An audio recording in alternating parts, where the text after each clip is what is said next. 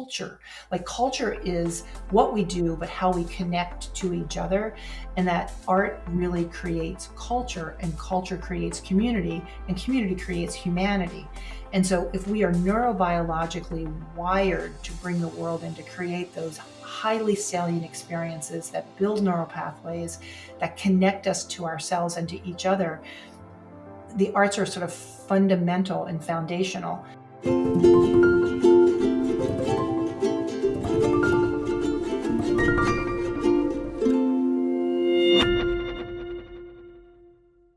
Well, hey everyone, Dr. David Perlmutter here, and welcome once again to our program, The Empowering Neurologist. And of course, with that name, you would think that we are going to be exploring brain health, brain function. Really, I think for the most part, that's what we do.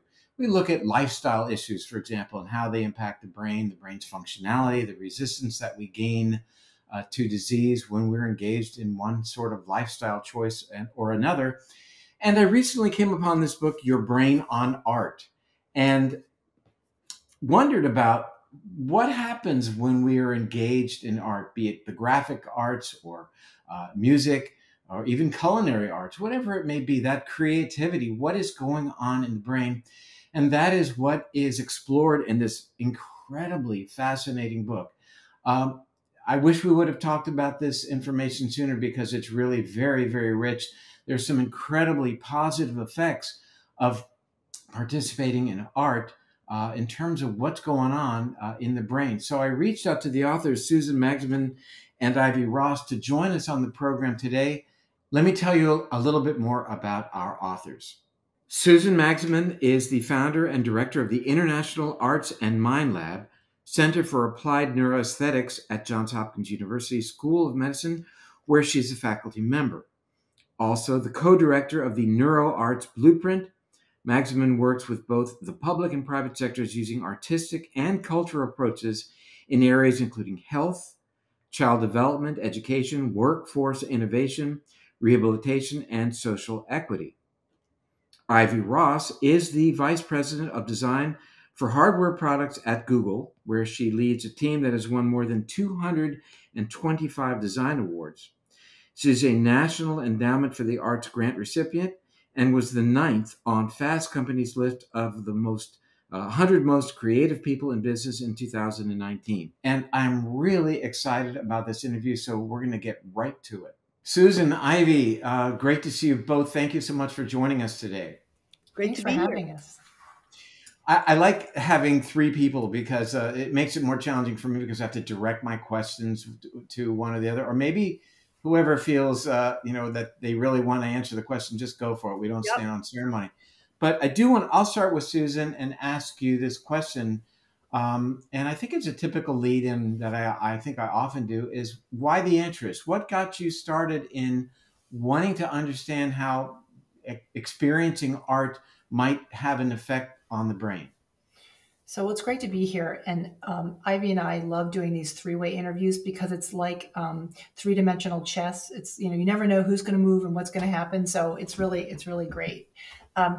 For me, I've always loved nature, and nature's always moved me in so many different ways, in so many different mood states, and different weather I've just loved that. So nature really, I guess, was my immediate sort of connection to physiology and neurobiology. But I'm a twin. And when I was 12 years old, my sister had a farming accident and she almost lost her leg. And I've told this story a lot lately, but it's so profound how these moments in your life can really make you change course. So she was traumatized and couldn't really express what was happening to her. But my mom suggested that she start drawing and in some ways to pass the time. But it turned out that way before we understood the power of metaphor and symbol in helping to build narrative around trauma, which now is work that's being done quite regularly for PTSD and trauma. My sister started drawing, and I was able to learn how she was feeling and what was going on with her that she couldn't verbalize, that she couldn't express. And, for a twin, most twins kind of have this seventh sense where you know what the other person's feeling and thinking all the time. We finish each other's sentences. We kind of, if she sways left, I sway right. I didn't know. And it was through her drawing that I was really able to understand. And I think I learned then the power of, in this case, visual art. But then I came from a family of makers, and we always made to express ourselves. And those two things I think came together along with nature for me.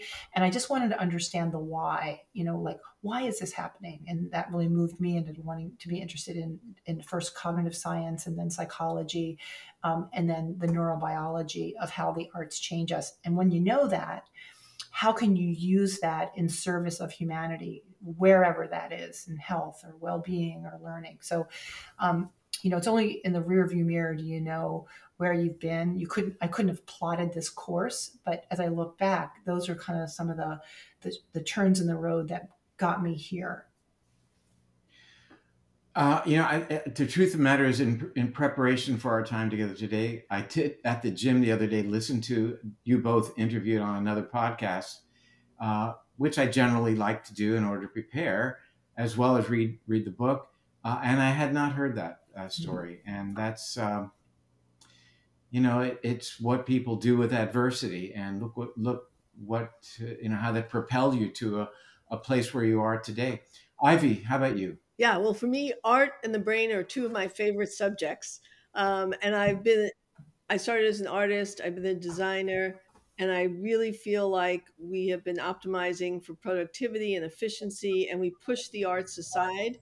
Mm. And it is our birthright. We are wired to be sensorial beings. And so I was very interested when Susan reached out to me to be on her luminary board member and said, we now have the science to prove that the arts will aid in health and well-being. I was like, oh my God, I know that intuitively, but the fact that there is now the science, I am in. Because those of us who have been in the arts know how important it is to express yourself.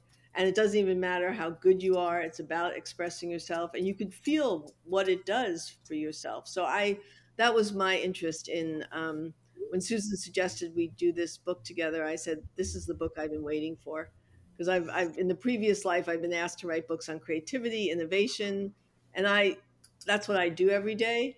But I'm a lifelong learner. And so to be able to bring our talents and gifts together and tell these stories was fantastic. I like the lifelong learner. I'm hoping that includes me as I think about it. That I like the terminology. In reading the book, it's interesting because first, as I was even right from the beginning, asking myself, well, where have I been all this time that I've been so focused on lifestyle, on diet, on getting enough sleep, exercise, in terms of my outreach? And what a powerful tool. Hey, I've been to Jim Gordon lectures for years and years. We lecture the same place in New York every year for the past probably 15 years. And I've heard his lectures. And I'm thinking, mea culpa, why have I not really, exploited the use of art as he has so wonderfully described? And I was also taken, my wife trained with Dr. Austin and with eidetic imagery, and how you referenced his work, and how the whole notion of imagery and calling up imagery and what is the emotional downstream manifestation of that imagery. There's a lot of touch points for me in the book. So I'm really wondering, gee whiz, why hasn't it been sooner for me? But again, better late than never. At the beginning of the book, the text talks about how art isn't just something that has kind of followed humanity, but that it's sort of necessary for humanity. I think the word was survival, that you indicate art is kind of allowed us to persevere, allowed us to survive. So how does that happen? How does art pave the way for humanity to survive? Well, we interviewed indigenous peoples, and because we went back and thought, when did this word art even happen? And they never had a word called art, because it was just the way they lived. It was our culture. storytelling, singing, dancing, painting, making pottery. That was just the way we lived. And also, we were also very fortunate to interview E.O. Wilson, the Harvard evolutionary biologist, right before he passed. We interviewed him, and during the finishing the book, he passed. And he was an amazing soul. And he believed that it was this innate ability to bring the world in through our senses and to create meaning in the form of art and aesthetics that really created the conditions for humanity to grow and to grow and to change over the course of the millennial.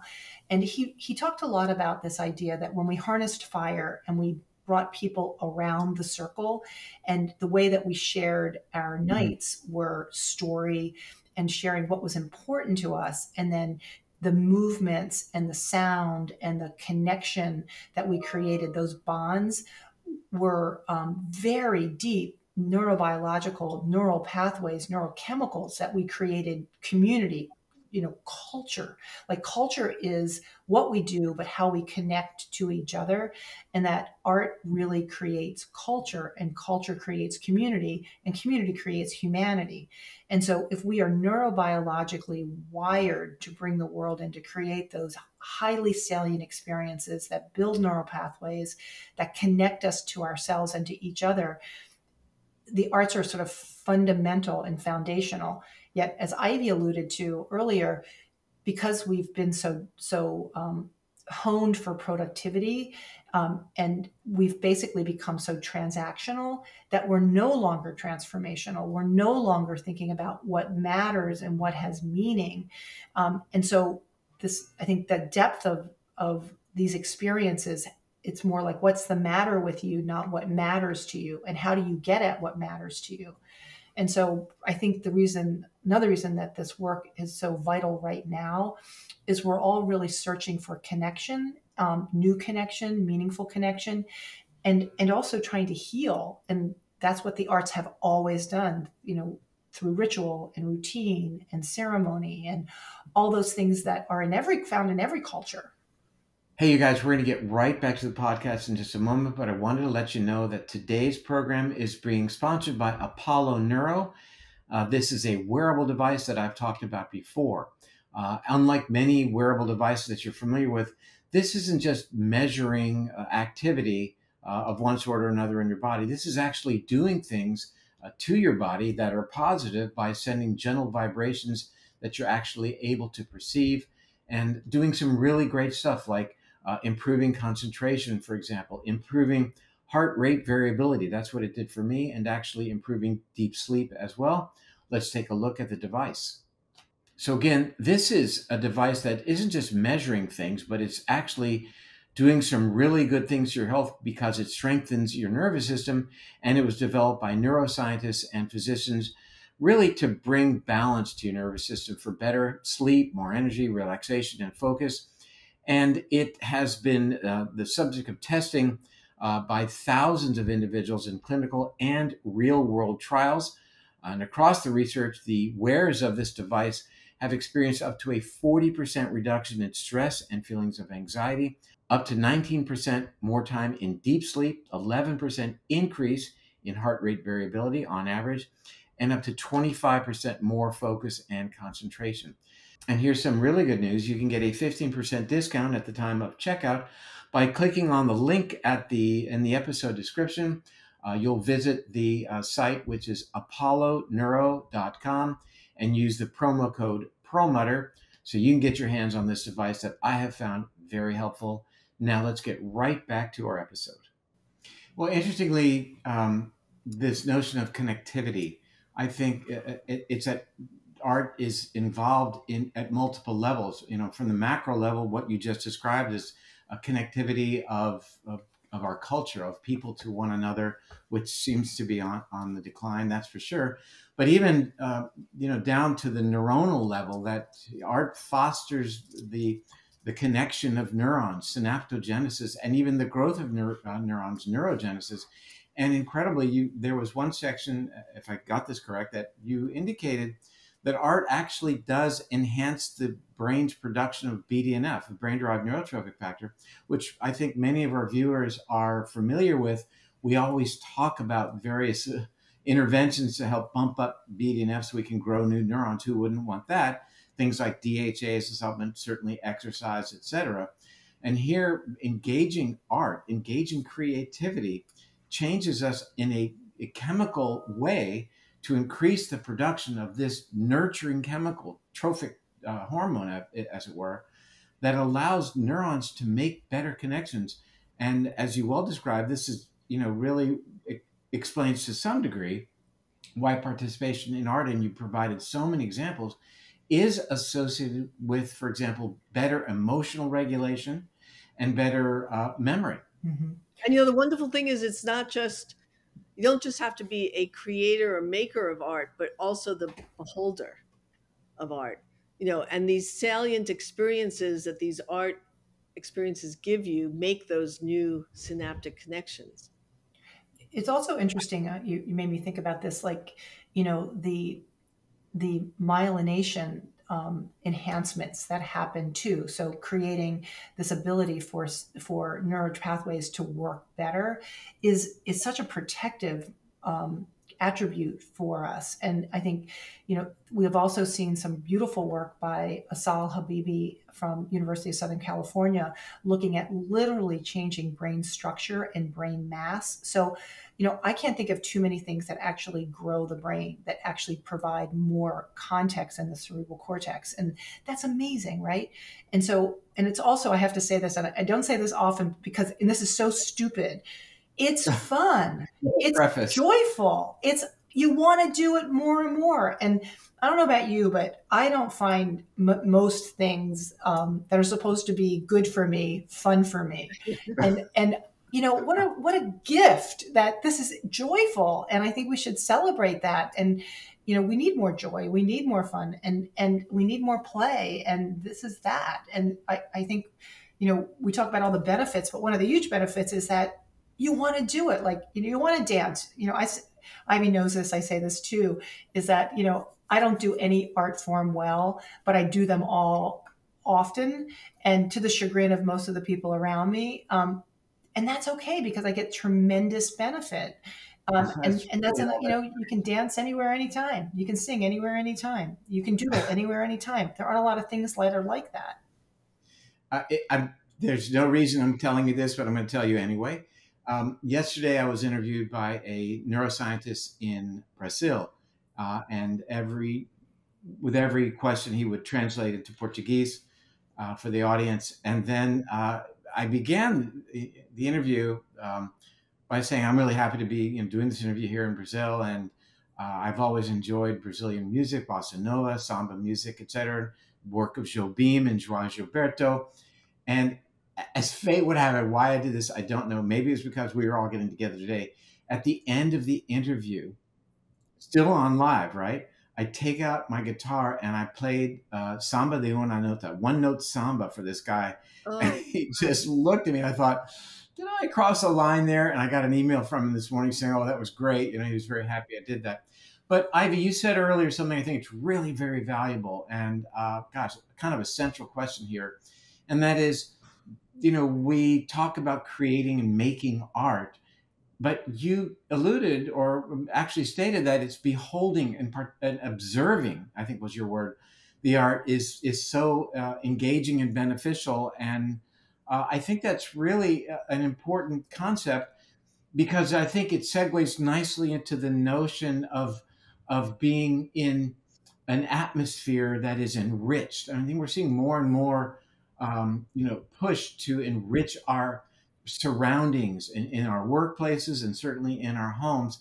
So it really is beyond just, as Susan, you were talking about, beyond just doing the art, but even just observing the art, that I think that has great value as well. Yeah, and confronting yourself with seeing new things. I think doctors in Canada and London are prescribing certain patients to go to museums just to literally exercise those neurons of confronting yourself with a sculpture, a painting that you may not it's not already dug into your neural pathways, but you're making new connections. And sitting in a theater embodied by characters and music. And again, you know, the fact that this is such a powerful tonic for the brain, doing all the things that we've been talking about for years in terms of increasing plasticity and increasing connection. And one of the things I'll bring it up right now, and I want to get back to the enriched environment part in just a moment, was there was a section, I think probably in the anxiety section of the book, where it was mentioned that art was demonstrated to calm the amygdala. And we wrote a book called Brainwash that really looked at how overactivation of the amygdala makes us impulsive, makes us non-forward thinking, distances us from thinking about the consequences of our actions. And we talked about the various things we can do to help reduce amygdala hyperactivity, like get a good night's sleep, spend time in nature. But the art part was, God, it put a smile on my face to see that. Yeah, it's amazing. And, you know, music and sound are really very effective in reducing amygdala activation. And I think in large part because it's so immediate, right? I mean, certain kinds of music, certain kinds of, and particularly autobiographical music that you relate to at a very emotive level. But you know, what a great tool, because that's also something that you have pretty immediate and pretty accessible to. Most of us all have phones or access to radio, or so to be able to use those kinds of tools on a when as ad need basis, I think is really important. I think there was in the book, we were in the grocery store and a song came on Into My Mind or something from high school and brings you back to a certain place in time. Gosh, I so get that. Back to the Florida Keys, listening to certain music, Brandy or Fine Girl, What a Good Wife You Would Be, brings me right back there. But the interventional part is what I liked, and as well. And Ivy, you are in a meeting where they are exploring a focus group response to a certain doll at Mattel. Correct. And the person, I think, heading up the project, a woman, sees that the response to all their work is not what she wanted. She gets really nervous and anxious, and you take out of your backpack 2 tuning forks, one C and one G, and it calms her down. Yes, I mean, go ahead. I've been studying sound and vibration for 30 years. And so I studied, one of my teachers was Dr. John Beaulieu, but C and G are particularly a grounding combination because it's known to be the center of the core is earth, are those 2 tones. But I also took out my little rubber hockey puck, and you strike them on the hockey puck, and then I held them to her ears and rotated one in each ear, and it was like I could feel her blood pressure just going way down. And you know, there's some just preliminary studies that sound produces nitric oxide, which relaxes people. But yeah, so those tuning forks have come in handy when people are getting too anxious or too stressed. And Ivy, correct me if I'm wrong, but the 40 hertz is the sort of 40 to 80 hertz is sort of that calibration of the Earth's. Well, 40 hertz is now known to be it's the C and G that's the Earth's tones, but 40 hertz to the work that the MIT woman is doing, right, with actually removing plaque from the brain. The combination of 40 hertz plus certain colors are being shown to initiate plaque clearing on the brain. I mean, it's fascinating when you think of things that sound and color could activate parts of the brain. Well, you mentioned, and you also mentioned in the book, the connection to then nitric oxide production. And that's profound. I mean, we are just at the beginning of a research project where an interventional trial in Alzheimer's patients where we are going to administer something that will enhance nitric oxide production, knowing that nitric oxide is involved in the bioenergetics of brain functionality with respect to glucose utilization, but also enhances blood supply, Right. both of which are clearly involved in the propagation of the Alzheimer's pathology that we see. And, really trying to get upstream of where we currently are in terms of Alzheimer's research, focusing on just the production of beta amyloid. So, wow, who knew? Sound, another tool to enhance oxide production. Let me go back to the enriched environment and the work of Marion Diamond back in the 1960s, where she was actually able to demonstrate in, I think, a rodent model, a pretty dramatic increase in the thickness of the cortex by about 6% in rodents who lived in an enriched environment versus an environment that was pretty dull. And how do we translate that type of research from the 1960s, for crying out loud? What do we do with that today? Well, Marion Diamond was a real hero and a real pioneer. She was reprimanded by male neuroscientists in the 60s for thinking that she could really have such a profound insight around neuroplasticity. And, it wasn't believed what she said for a really long time. And it really has not been, that research, as seminal as it was, has not really been used in thinking about enriched environments for people as much as it should have been. I think the movements are changing now, and there's a lot more work around intentional spaces. But, the profound impact of enriched environments where there's novelty, surprise, awe, curiosity is amazing, right? To see that kind of growth in such a short period of time. But the inverse is also true. In an impoverished environment, brain mass decreased. And so, you think about the effects of that on communities where there are impoverished environments, where there's not enough light, there's not enough good air, there's not enough access to nature. And so we have not used that really extraordinary work. It's now starting to be built on. And I think the implications for urban design, for thinking about school design, healthcare design, we're starting to see more and more of that. The next couple of days, I'm going to be down at NIH for a meeting that I think is just unprecedented, where we're looking at the work around enriched environments and sound and music, and what we know now after 5 years of an investment, and where we can go from here. So NIH is starting to put money in this country into research around the role of these aesthetic experiences for health and well-being and learning. And I think we're going to start to see that accelerate more and more and more. But it's taken us a very long time to be able to kind of use that research that she started with and really catapult it to meaningful practice. And, a lot of these public spaces have been designed for efficiency on a grid, or, health spaces, schools, even homes. And what we're finding is space changes the way you think. It changes the way you feel.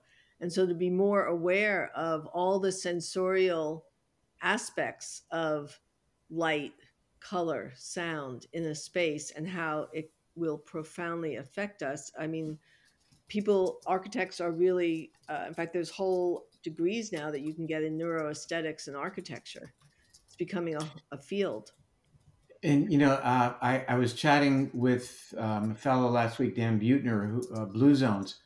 And, that is something that really characterizes each and every one of these environments of the places that he studied, is that they are rich, and they are rich not because they were enriched, and there was an active effort to enrich these environments. They were naturally rich by their very nature. And I think that is so often overlooked. We say, well, the Japanese Shirin-Ruku are creating this forest bathing idea that we're actually going to take people out and put them in the forest for a period of time. And believe it or not, I don't know how you get away that we're going to ask them to turn off their cell phones. Gee whiz. And they're seeing incredible benefits in terms of changes, for example, in their salivary cortisol levels right off the bat. 15 minutes. Stress. Yeah.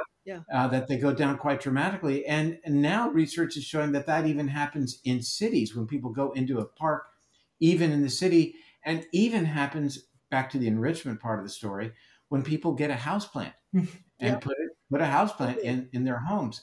So it's really about kind of reconnecting. I think that, Susan, you mentioned sort of the awe of nature, and we're just, I think, really beginning to realize how incredibly powerful that is, not only in terms of the threat that is posed by our distancing from these experiences these days, but to make up for our transgressions, how it can be utilized therapeutically. Yeah, well, And E.O. that, Wilson also reminded Susan and I that 99.8% of the time us humans have been on this planet, we lived in nature.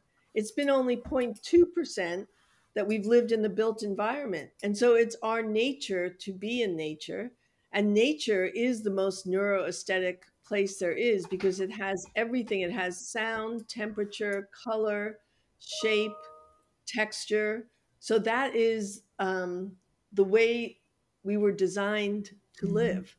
So it doesn't surprise me that to keep ourselves in health and wellness, that we need to be back in nature much more than we are today to have those sensory systems alive. And when we can't be in nature, some of these other art experiences will do some of the same things. that's right. And again, not everybody lives next door to a national park, but there might be a park in your city, or there might be a street with trees, or as mentioned, get some houseplants. Even, it's been demonstrated that even looking at images of natural environments versus geometric images is associated with changes in functional MRI imaging of the amygdala, which something we were talked about earlier. Well, hi everyone, Dr. David Perlmutter here. We hope you're enjoying this content, and if you would do so, go ahead and hit the like button. And if you're not already a subscriber to our channel, please consider doing so. We're really grateful to have you as part of our community, so let's get right back to the presentation. Later in the book, you talk about poetry, and I would admit that's not an area I've spent a lot of time, though reading it, but not ever creating it. There's great value in poetry. And what is poetry to start off with? Well, it's recognized as the oldest art form, and it's really a form of metaphor and symbol. And you don't really think about that, but it's really a way to use language to create visual image, and we relate to symbol and metaphor before we really know how to construct um, our sort of conscious thinking. And so it's a very sort of an extraordinary art form. It's also interesting that poetry activates the same part of the brain that music does. And not just rhyming. And so I think there's an interesting sort of correlation between the way that poetry is even structured and created. And so it's another opportunity, I think, to really, as the maker, you're creating visual imagery, you're creating metaphor, but as the beholder, you're putting that into your own frame. Oh, that's okay. As it relates to poetry, I believe that there was a comment that indicated that perhaps on fMRI, or there was changes that are occurring in the brain functionality even prior to understanding the meaning of the words, just based on the perhaps the musical aspect of poetry, or the cadence and the rhyming, etc.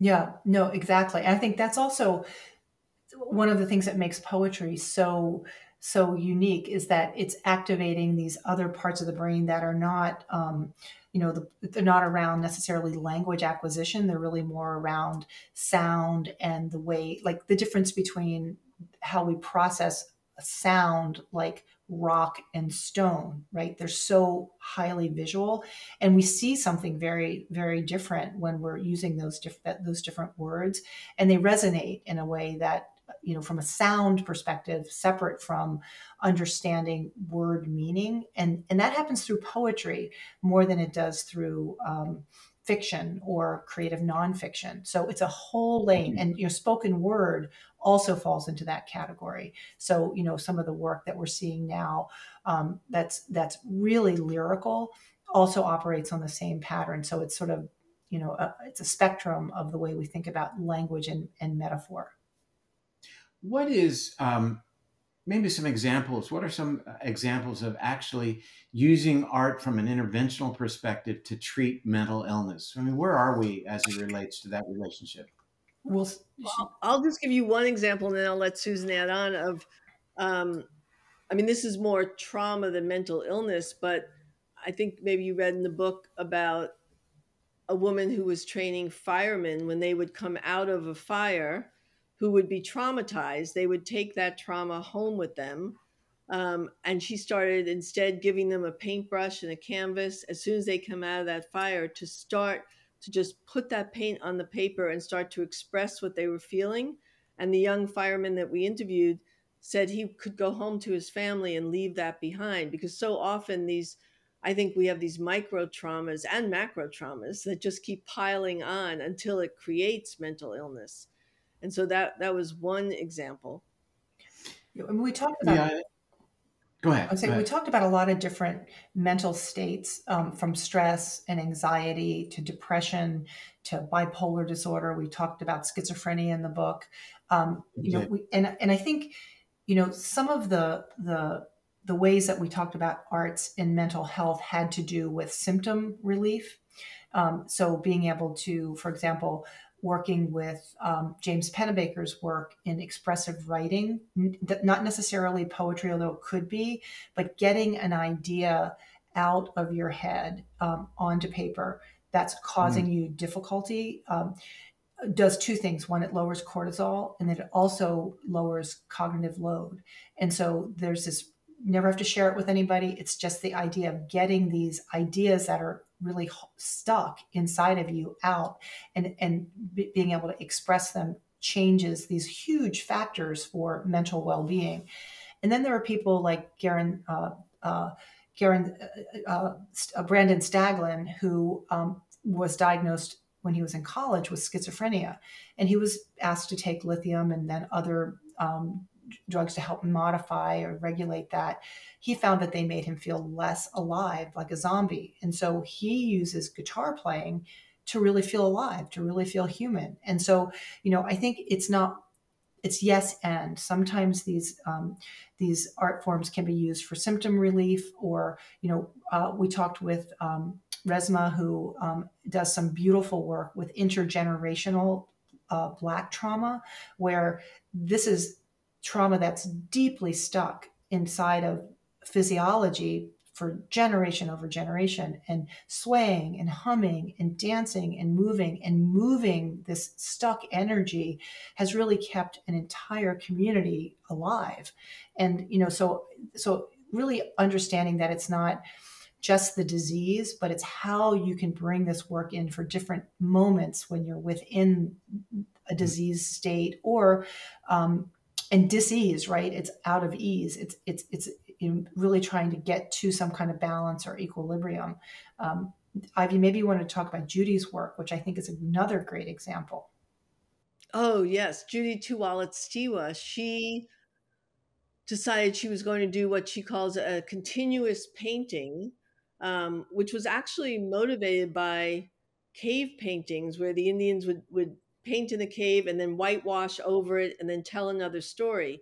But she held a lot of trauma, and she called it the continuous painting because she would paint, stand back, look at it, and then put white paint over it and do another painting on top of it.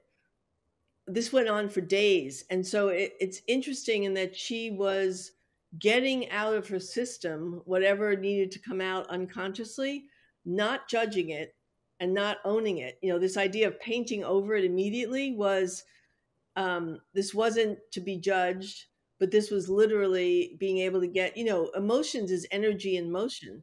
So it's getting her energy out on the canvas.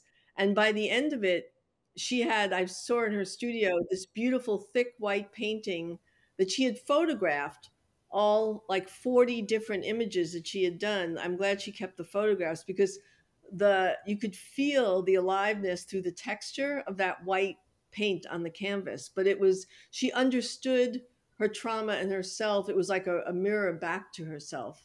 So she actually did that. She calls it the white, black, and red painting. during 3 different periods of her life, where the end result is just the solid color, but underneath is layers and layers of her own emotional trauma that she was able to relieve. I think you said emotion. It means energy in motion. I will definitely co-opt that for future use. Susie, you mentioned something earlier about that you do like to participate in art, although you don't. I forget how you said, but you don't feel like you're hugely talented, etc. You know, my sense is that probably, obviously, based on your book, doesn't matter. But I think some people can feel a bit intimidated. And I'm going to tell you that our daughter is a professional artist, and to watch what she's able to do is, if you're thinking you want to create a work of art, whatever that means, to watch what some people are able to do, it can be, I guess, a little intimidating. She took us once to do figure sketches of a woman nude art model. We had 15 minutes to draw what we perceived, and all our daughter did was shading. And looking at it, it's just a bunch of shades. And I, of course, did the best I could, which ended up to be a stick figure with 2 circles on it, the best I could do. And then afterwards, when we looked at our work, when you step back from the shading, the whole paint, the whole drawing came to life as fully representing what she had seen. But the point is that you don't need to be Van Gogh here, that everybody doing anything that is creative is going to derive great, great benefit from letting your mind go to that place of creativity. I mean, you talked in the book about the default mode network, for example.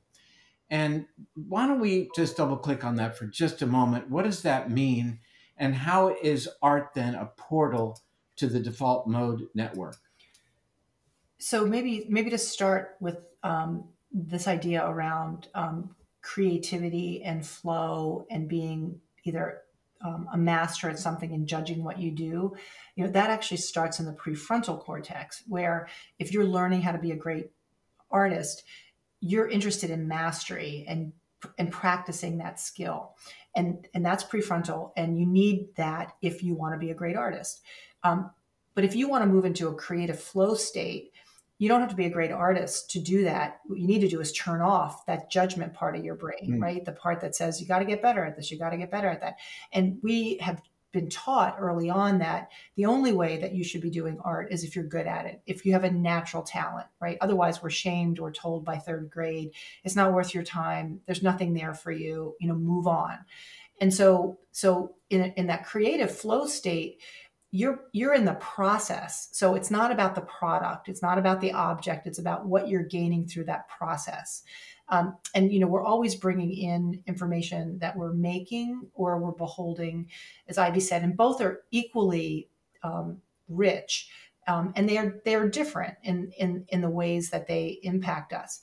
But the default mode network goes to work when you're not creating, when you're not bringing that work in. It goes to work when you are quiet. So, in this very fast-paced world we live in, we often don't just stop and let our brains process. And how sometimes you're in the shower and you have a really great idea and you're talking to yourself. It's because you're really just in that sort of in-between space. And we probably all have those moments where you're like, I just had a great idea. And you're daydreaming, you're mind wandering, you're figuring out what you like and don't like. You're really allowing the default mode network to come online to process all of that sort of sensorial information. And so I think the takeaway with the default mode network is that if we don't allow ourselves to hit pause, we're not going to really be able to truly know ourselves. And it's that processing of the content. So we're just going to keep reacting as opposed to responding or reflecting or having insight, right? The default mode network is about looking inside. It's not about all the external stuff. And so that's sort of how that fits into this work. So it's much more about the journey than simply the destination of getting to a place. Yeah, it's absolutely. the actual participation in the process. And art is one of the highest forms of mindfulness. And actually, Sharon Salzberg, who was big in the mindfulness movement, told us that. She said, no, art is one of the highest forms. And I think it's because, especially for those who can't sit and think of nothing, if you sit and you're in that flow state, it is meditative. If you're just This is such good stuff. I mean, this is really valuable. yeah, no, Because because there's I so many never people who I can't meditate because my mind tends to blank, Mhm. right. right? So the Directed. right. So the idea is give your mind something to do, but something to do that you're like you could doodle, you could fill in a coloring book, you could take a lump of clay and just start to mold it and knead it. And I mean, just getting yourself out of that frontal lobe cognitive mind and into this other place is a form of mindfulness and meditation. Mindfulness. Mhm. Mhm. Well, the last area I wanted to explore is, I think, perhaps for many of us, something we may not have a great opportunity to participate in, and that is theater. You know, we can go, but you talked about acting and being and participating in that, and I think that's one of the arts where maybe it's less accessible to us, less available to us, but yet from your book, it's critically. It looks like it has some real critical impact on the brain. Yeah, I think we don't talk enough about theater, and both as a maker or the beholder. A couple years ago, there was a play came out called Dear Evan Hansen. I don't know if you remember that. It was about youth suicide, and it was a musical. Benj Pasek was one of the lyricists for it. His mother's, interestingly, a cognitive neuroscientist.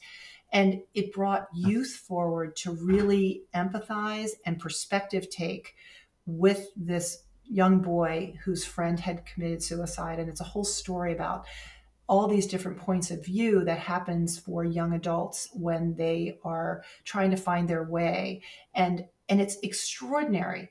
And so as the beholder of this play, youth had an opportunity to try on different roles and also to sort of empathize with the other audience members. And if you go to this play, it's the only play I ever went to that people cried almost through the entire thing, and it was amazing experience. They actually brought in youth mental health uh, organizations to work with youth who were beginning to process all of this in such profound ways. Like, that's a play on Broadway. And then as the actors, and this work has been done with women that have been sexually abused, that are immigrants, that are unhoused, where they start to take on the role of the other. And that could be many different roles. It could be the person who is housed or the person who has stood up to their abuser. And they start to be able to feel what it feels like neurobiologically to be the person that they either feel like they need to be or want to be or grow into. And it's not unlike the eidetic imagery, where you start to be able to take on a different perspective, a different point of view, and you feel it as the actor.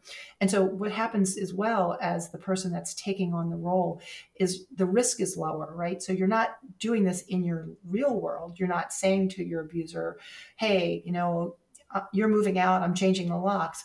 You're practicing. And as you start to practice, you start to know how that feels. And it's also very improvisational. And so it's a really extraordinary art form. And the Greek tragedies and the Shakespeare, those are all human conditions that are still as relevant today as they were 2,000 years ago, 1,000 years ago, 500 years ago. And I think we're seeing more of this work come forward to help us see ourselves in a lower risk way, and to be able to synchronize with each other about what's meaningful and what's important and what we take away. So I think theater is an extraordinary tool that is being used more and more. Yeah, and you make a point in the book about um, the value of actually emotionality, of experiencing emotionality, and I think generally that we live in a world that I think is trying to distance us or makes us feel as if we shouldn't be participating in emotions. That this is something that demonstrates perhaps a weakness, flaw, you name it, and yet here you are describing a play in which people are crying from the very beginning, in touch with their emotions and feeling comfortable enough to experience that. And as in Shakespeare, as in participation and tapping into those things and then being able to really assess as in terms of why was that an emotional experience for me, and what does that tell you? And that gets back to the work, I think, of Dr. Oshin, and that is, with the eidetic imagery, what are you feeling right now? Mm-hmm. How does it make you feel to imagine your father or mother coming into the kitchen when you were 9 years old? What are you feeling? Yeah, What because is it's not just the image, it has three parts, the eidetic image. It's what do you see, what do you feel, and what's the meaning attached to it. And that's the aesthetic triad that you talked about in yep, your book. and it's so powerful. And I think more and more we have to move towards these images. We talk a lot now in society, and I think we have to stop talking so much and start imaging and imagining and stepping into and feeling into the future that we want to have for humanity. So these are new tools that could be used on multi levels.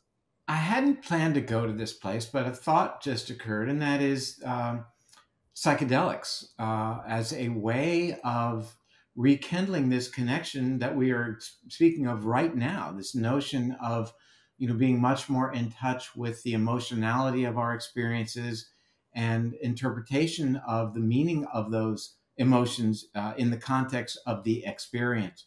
So one wonders if that is maybe playing upon some of the mechanistically what art is doing in terms of the brain. We're going to find out. Yeah, no, I think it absolutely is. I mean, I think at one end of the spectrum, psychedelics, plant medicine is being used to jumpstart some of this emotionality and access. And then I think we talk about in the book that the future of art, we're already doing it. Instead of looking at a painting, we're stepping into paintings. There's all this experiential art that is designed literally to get you out of your mind and into your body and into a whole other imaginative place. So I think you're absolutely right. It's all coming together for a reason at the same time. And there's a whole scale of participation. I think in the future, maybe we'll be converting our empty shopping malls into places where you can literally step in someone off the street and have an experience, not taking any substance, but there's one artist group called Chromasonic where they literally it's a 20-minute experience and you are seeing sound and feeling color. I mean, some of these experiences just twist the way your mind is used to thinking of things.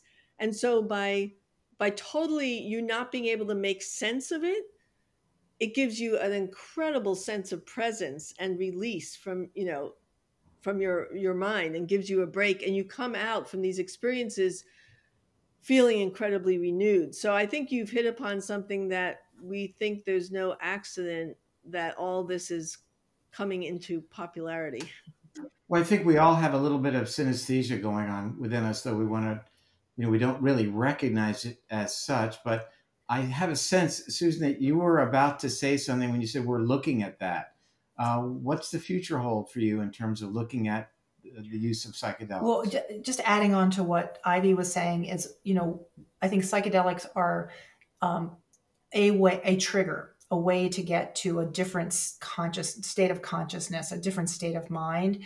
But the arts are also a pretty effective way to get to a different state of mind. And we're doing a study at Hopkins right now looking at 4 different types of music and sound.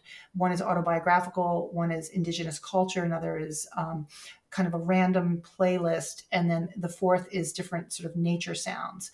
And what we think is going to happen is, to your point about remembering, hearing a song and remember being in Florida or the Keys, and there are we have playbooks, we have songbooks of our lives that are incredibly meaningful for us, and our hypothesis is that using those playbooks, we're going to be able to elicit a heightened sense of consciousness that we think is going to activate similar parts of the brain that plant-based medicine does. And that makes a lot of sense, because if you think about trance and people dancing into trance or drumming into trance, we can get to trance. We can get to these different altered states through these different experiences, like Ivy was talking about, optimizing sensory systems using technology. That's another way to get to these different heightened aesthetic states. And so we're looking at that with and without plant-based medicine to see sort of what's happening neurophysiologically. what's also happening for respiration, what's happening from the muscular system. So, we're looking at multiple systems to see what we're really activating with a music state on its own, and then music with a psychedelic. And so that study has just started, and we're really excited about it because we think that it starts to show that there are many ways to start with an induction, an experience, and then an integration. And I think you were talking about that earlier, this idea of what's that arc of how do you integrate this experience, whatever it is that you've had, so you're pulling the pieces together for sort of whole health. And that's another piece that sometimes you have an experience and you haven't been able to really process it for many reasons. So that's integrate. It's another word for that is integration. How do you integrate it? Which is so important, because I think having some of these transformative experiences without the integration, I see some people that are using it for amusement or social, and it's much too precious. I mean, I think you need that integration. Well, interestingly, the traditional ayahuasca ceremony is carried out with obvious sound involvement as well. The chanting that goes on during that experience, I think, does tend to direct the mind in a way that allows the default mode network to really remain focal in terms of at least distancing it from from executive function, prefrontal cortex functionality. And this is you've seen across cultures, and whether it's the chanting during ayahuasca or the didgeridoo, it takes you to a place where that becomes the focus, as opposed to understanding implications of your actions and all the things that are wonderful prefrontal cortex has allowed us to do and does day in and day out. But I'm just wondering, as I'm here with you today, it's sort of a bit of theater, right? We're choosing our words and our cadence, and so maybe there's some benefit to our time together today from an art perspective. Who knows? Oh, it was one big improvisation. Yes. That's right. Well, we didn't have much comedy, but who knows? I always say I do my best work when I sleep. And so tomorrow I'll wake up and I will have integrated, right? I will have dreamed about this. We will, I think we don't give ourselves the time to go, how did that person impact me in this art of relationship? And loneliness and isolation are the single biggest issue that I think we're facing globally right now. For all the connectivity, there's a really pandemic of isolation, and that's something to think about. We've been thinking about that as well. And we've been thinking about it in terms of amygdala activity. We touched upon that earlier, and how the prefrontal cortex acts through what we call top-down control, the adult in the room, to rein in impulsivity and allow people to be comfortable with connecting to one another and looking out for one another. And interestingly, we're developing a thesis that centers on the notion that the interruption of the connection from the prefrontal cortex to exercise this top-down control is enhanced when there are higher levels of inflammation in the body, in the brain. So inflammation threatens this ability that we have to connect to each other.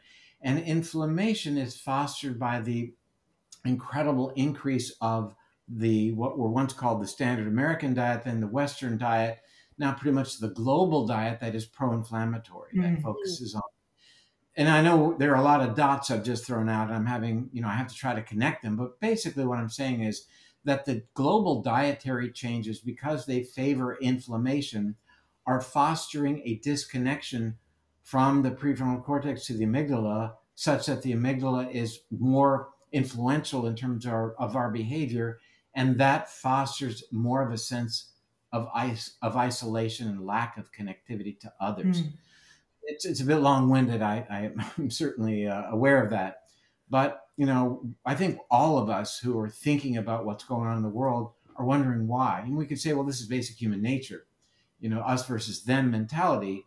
But I think, to be fair, we're at a place now, at least in my lifetime, that I've not really experienced to the degree that we're seeing this polarization and the us versus them mentality. But maybe art then is our answer. Maybe we need to really leverage arts more and bring people back to understanding connection to themselves and to each other. That's for sure. Well, to your point, food is art, right? And so really good food, rich, healthy food is really great art. And so, like the environments that Ivy was talking about, where we've, designed for sort of utility, we're eating for utility, right? What if we were eating for this sense of wholeness, which we're not, and we're so not. And so I think that's a really interesting notion. Yeah, and I Well, haven't heard when you that look at, theory before about the inflammation and the separation, but it makes perfect sense, actually. yeah, when you look at Dan Buettner's work in the Blue Zones, there's such a connection with food, from picking it from the garden Mhm. to working in community to create the meal to the presentation. What an art form that is, Mhm. and what a manifestation and demonstration of connectedness in terms of that meal preparation, which, for many people living in Western culture isn't something that's that common anymore. Mm-mm. Right? Hmm. Well, I really want to thank you. You may have heard I was really looking forward to today's time together, because it opens up an area that needed much more exploration on my part, and becomes a very, very powerful tool in the toolbox for so many things that we're interested in. So, to both of you, thank you so Thank very you. much. No, and thank you for getting engaged with this new area, because I think what you've done is fantastic, and bringing it to the masses to understand it. So I'm honored and thrilled that you see this, and it's just beginning, so it needs a lot more conversation and exploration. It's interesting. It's just beginning. It's always been there. Yeah. We Oh, for only sure. just No, we're lost it. coming back to it. No, we told. That's why Yeah, we went backwards and said, "Where did we lose this?" It was who we yeah. were, and then What was the number? 99.8% of the time we've been the hunt, right? Yeah. I mean, 20,000 years ago, the caves of Lascaux. Anyway, yeah. thank you both, and I hope we can talk again soon. Thank you. Okay. Thank you so Thank much. you. See you later. Bye bye. Bye. Wow, who knew, right?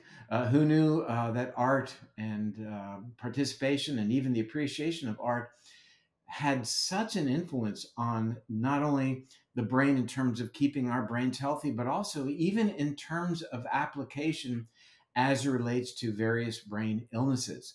It's an incredible book. Again, Your Brain on Art, How the Arts Transform Us, and I strongly recommend it. And I want to also thank you all for spending time with us today. I'm Dr. David Perlmutter here on The Empowering Neurologist. We'll be back soon. Bye for now.